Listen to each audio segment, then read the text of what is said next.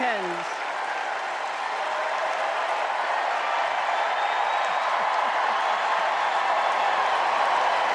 Thank you so much.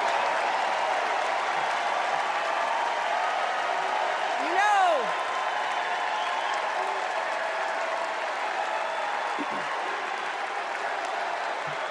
thank you all.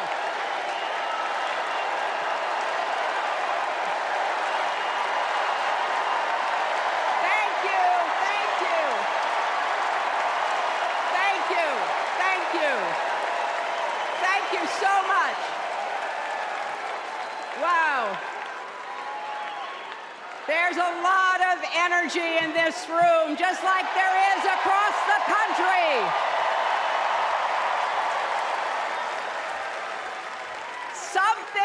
Something is happening in America. You can feel it.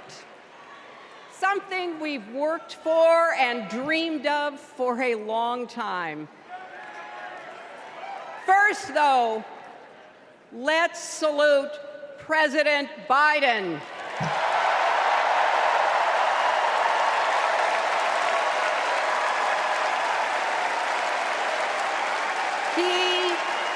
He has been democracy's champion at home and abroad.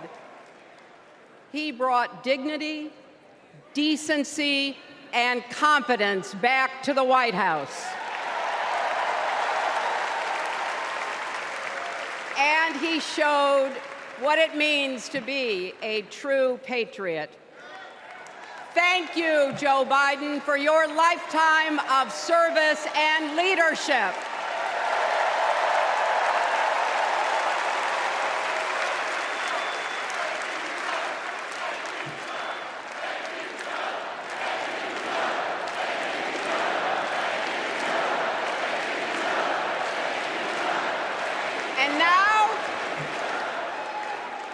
And now we are writing a new chapter in America's story. You know, my mother Dorothy was born right here in Chicago before women had the right to vote. That changed 104 years ago yesterday. Think about it. Tennessee became the final state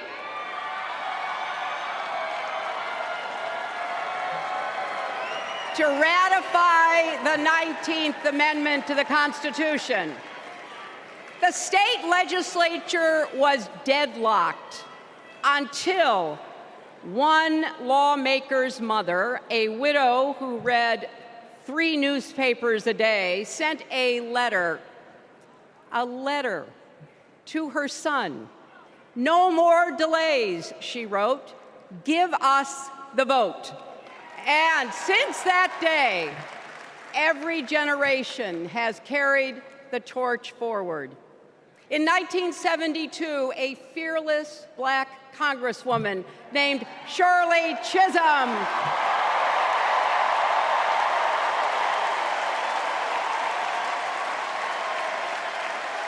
she ran for president. And her determination let me and millions of others dream bigger, not just because of who she was, but because of who she fought for. Working parents, poor children, the last, the least, and the lost. In 1984, I brought my daughter to see Geraldine Ferraro, the first woman nominated for vice president. If we can do this, Jerry said, we can do anything. And then there was 2016, when it was the honor of my life to accept our party's nomination for president.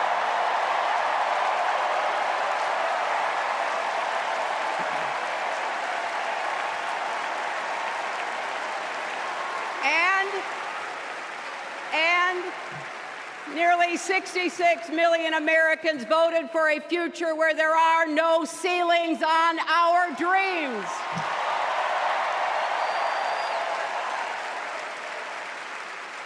And afterwards, we refused to give up on America. Millions marched, many ran for office. We kept our eyes on the future. Well, my friends, the future is here.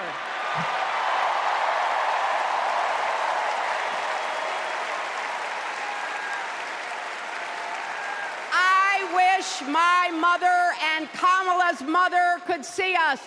They would say, keep going. Shirley and Jerry would say, keep going.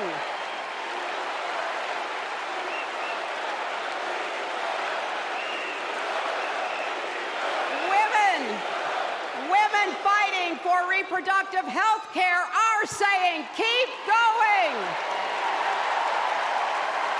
Families building better lives, parents stretching to afford child care, young people struggling to pay the rent. They're all asking us to keep going.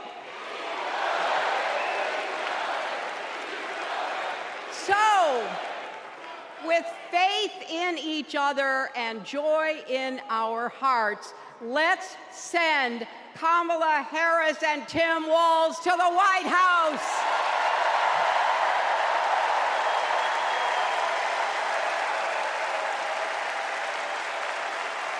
You know, the story of my life and the history of our country is that progress is possible, but not guaranteed. We have to fight for it and never, ever give up. There is always a choice. Do we push forward or pull back? Come together as we the people, or split into us versus them? That's the choice we face in this election. Kamala has the character, experience, and vision to lead us forward.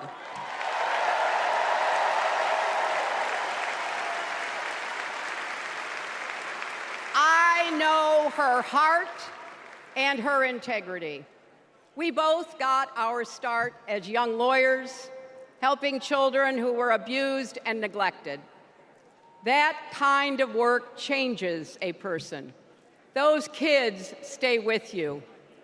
Kamala carries with her the hopes of every child she protected, every family she helped, every community she served. So as president, she will always have our backs, and she will be a fighter for us. She will fight to lower costs for hardworking families, open the doors wide for good-paying jobs, and yes, she will restore abortion rights nationwide.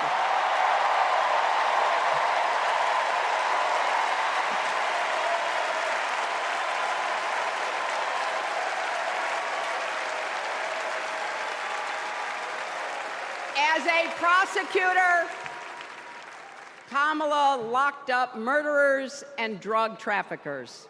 She will never rest in defense of our freedom and safety. Donald Trump fell asleep at his own trial, and when he woke up, he made his own kind of history, the first person to run for president with 34 felony convictions.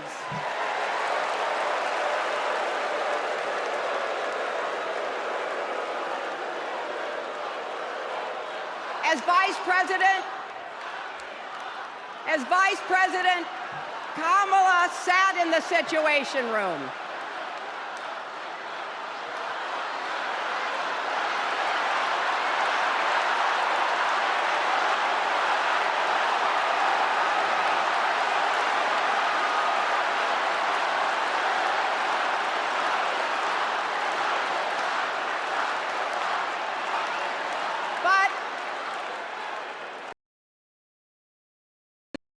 As Vice President, Kamala sat in the Situation Room and stood for America's values.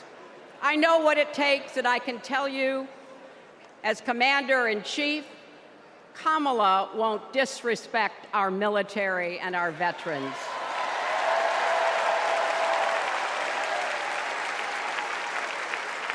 She reveres our Medal of Honor recipients.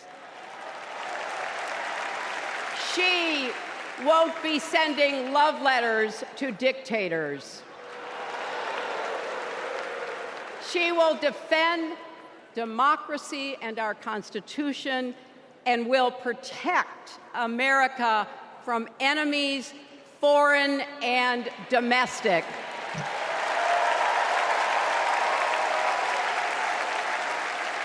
Think about it.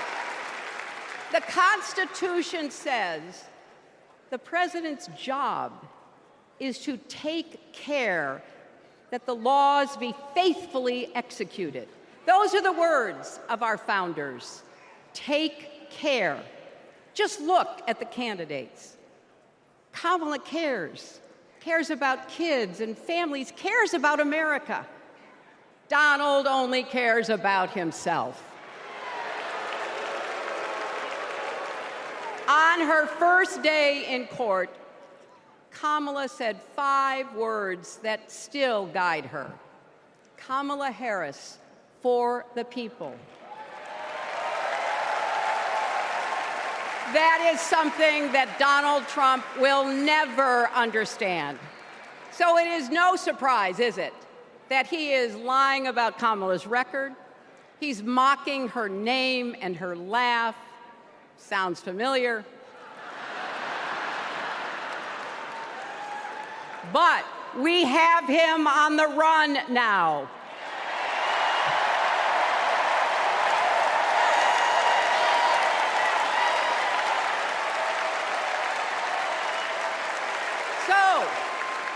So, no matter what the polls say, we can't let up.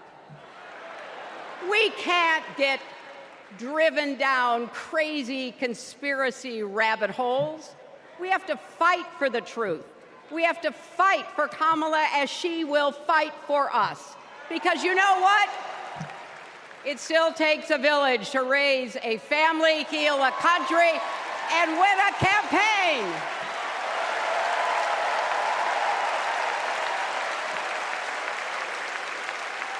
And America needs every one of us, our energy, our talents, our dreams. We're not just electing a president, we're uplifting our nation. We're opening the promise of America wide enough for everyone. Together, we put a lot of cracks in the highest, hardest glass ceiling. And tonight, so close to breaking through once and for all, I want to tell you what I see through all those cracks and why it matters for each and every one of us. What do I see? I see freedom.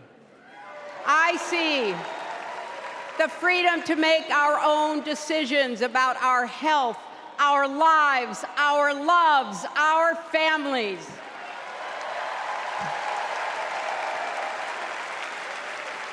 The freedom to work with dignity and prosper, to worship as we choose or not, to speak our minds freely and honestly.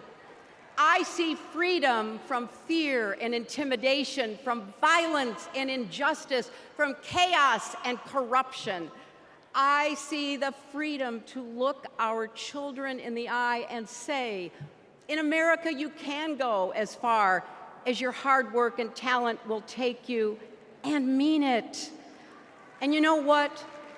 On the other side of that glass ceiling is Kamala Harris raising her hand and taking the oath of office as our 47th President of the United States.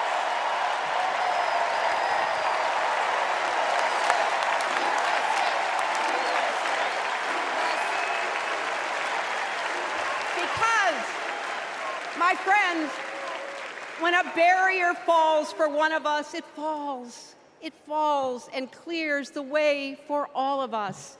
So for the next 78 days, we need to work harder than we ever have. We need to beat back the dangers that Trump and his allies pose to the rule of law and our way of life. Don't get distracted or complacent. Talk to your friends and neighbors. Volunteer.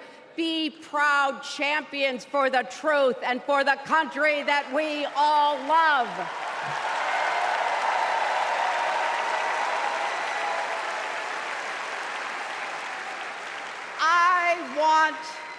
I want my grandchildren and their grandchildren to know I was here at this moment, that we were here, and that we were with Kamala Harris every step of the way. This is our time, America. This is when we stand up. This is when we break through. The future is here. It's in our grasp. Let's go win it!